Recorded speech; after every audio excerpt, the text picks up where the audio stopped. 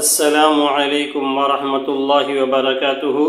नाज़रीन हज़रात, हमारे चैनल नूरानी क़ायदा असबाक़ तजवीद में आप लोगों को खुश आमदीद है।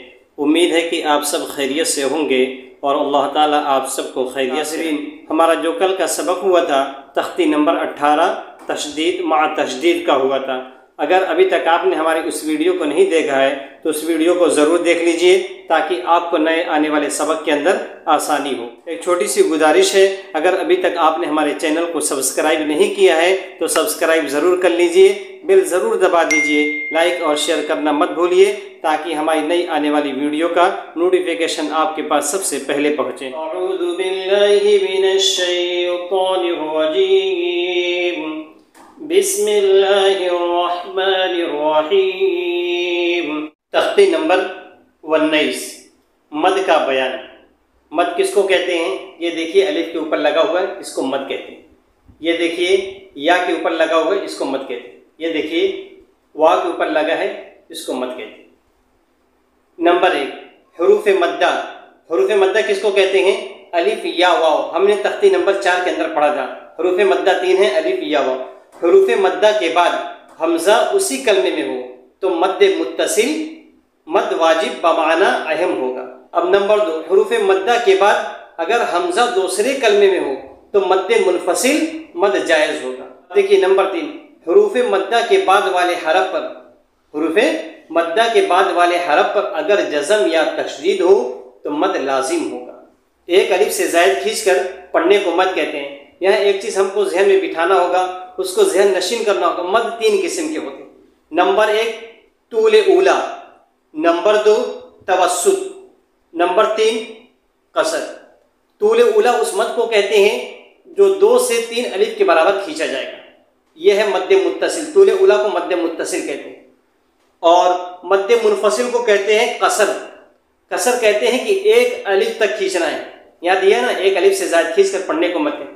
इसकी मिकदार कितना? एक अलिफ तक खींचना है, इसको कसर कहते हैं। 2 मद हो गए। तीसरे मद को क्या कहते हैं? तवस्सुत। ये मद्दे लाजिम को कहते हैं। ये 4 से 5 अलिफ के बराबर खींचा जाएगा। इसकी मिकदार 5 अलिफ, सबसे ज़्यादा यही खींचा जाएगा ताकि हरफ क्या हो जाए?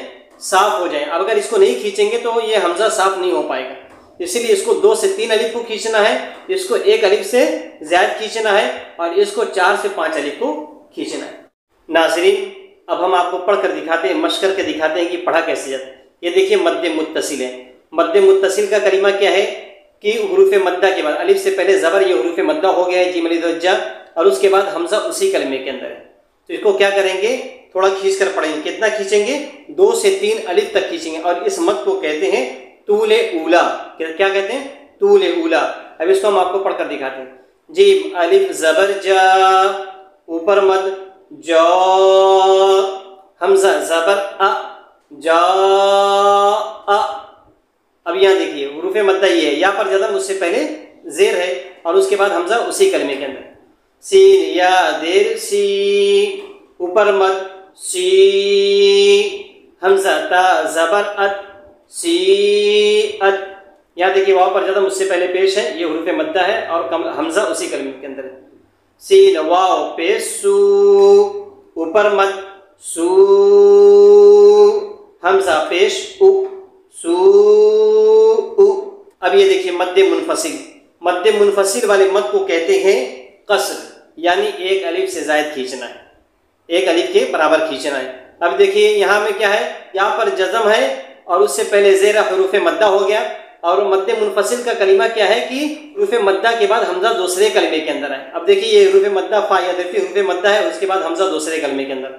फा या ज़ेर फी, ऊपर मद फी, हमजा मीम ज़बर अम, फी अम, रा ज़ेर री, फी अम री, नून अलिफ ज़बर ना, फी अम रीना। अब यहाँ देखिए हुरूफ मद्दा अलिफ से पहले ज़बर है और हमजा दूसरे कलमे के अंदर है। लाम अलिफ ज़बर ला, ऊपर मद ला, हमजा ज़ेर इ, ला इ, लाम खड़ा ज़बर ला, ला इला, हा ज़बर हा, ला इलाहा। यहाँ देखिए जो ये ग्रीन कलर का है ये देखिए मद छोटा है, इसको कसर कहते हैं, एक अलिफ के बराबर खींचना है।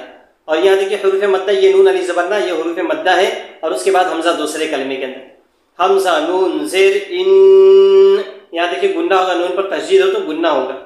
नून अलिफ ज़बर ना, इन्ना, ऊपर मद इन्ना।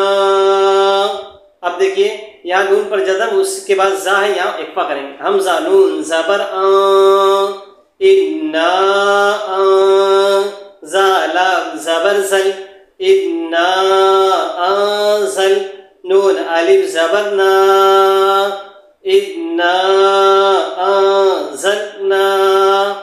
अब ये देखिए मद्दे लाजिम, मद्दे लाजिम का कलिमा क्या है कि हुरूफ मद्दा के बाद वाले हरफ पर जज़म या तशदीद हो। यहाँ देखिए खड़ा ज़बर है, हमने पीछे पढ़ाया था ना, खड़ा ज़बर खड़ा ज़ेर उल्टा पेश को भी हुरूफ मद्दा कहते हैं।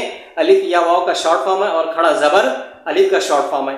अब ये देखिए हुरूफ मद्दा हो गया, उसके बाद जो कलिमा दूसरा हरफ है उस पर देखिए यहाँ जज़म लगा हुआ। अब इसको कैसे पढ़ेंगे? और मद्दे लाजिम वाले जज़म को कहते हैं तवस्सुत, यानी 4 से 5 अलिफ के बराबर खींचना, इसको ये सबसे ज्यादा खींचा जाएगा। हमजा खड़ा लाम ज़बर आल, ऊपर मद आल, हमजा खड़ा ज़बर आ, आल आ, नून ज़बर ना, आल आना। यहाँ देखिए हा अलिफ ज़बर, हा क्या है? हुरूफ मद्दा है, अलिफ से पहले ज़बर लगा हुआ है और उसके बाद वाला जो हरफ है जीम पर तशदीद है। मद्दे लाजिम के अंदर है कि हुरूफ मद्दा के बाद वाले हरफ पर जज़म या तशदीद हो। इसको इस तरह पढ़ेंगे, हा अलिफ जीम ज़बर हाज, ऊपर मद हाज, जीम वाव पेश जू, हाजू, काफ ज़बर का, हाज जू का। यहाँ देखिए अलिफ से पहले ज़बर है, ये हुरूफ मद्दा हो गया है और यहाँ स्वाद पर तशदीद लगी हुई, ये मद्दे लाजिम है। लेकिन यहाँ पढ़ते हैं कि वाव स्वाद से मिल जाएगा, अलिफ को नहीं पढ़ेंगे। यहाँ अलिफ को इसलिए पढ़े थे ऊपर मद लगा हुआ है।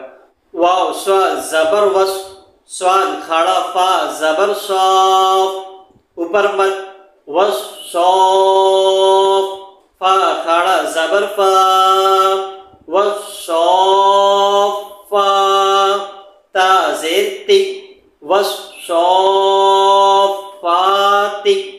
जाअ सीअत सूअ फी अम्रिना ला इलाहा इन्ना अंज़लना आल आना हाजूका वस्सौफाति। नाज़रीन, आज का सबक हमारा इतना ही है। अगर इस मद के अंदर अगर आपको कोई परेशानी हो रही है या कोई मद समझ में नहीं आ रहा है या किस तरह मिलाना है तो आप बिला झिझक आप पूछ सकते हैं और कमेंट बॉक्स में जाकर अपनी राय का ज़रूर इजहार किया कीजिए।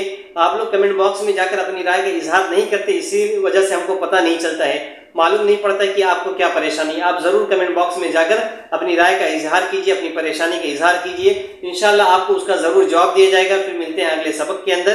अस्सलामु अलैकुम व रहमतुल्लाहि व बरकातुहू।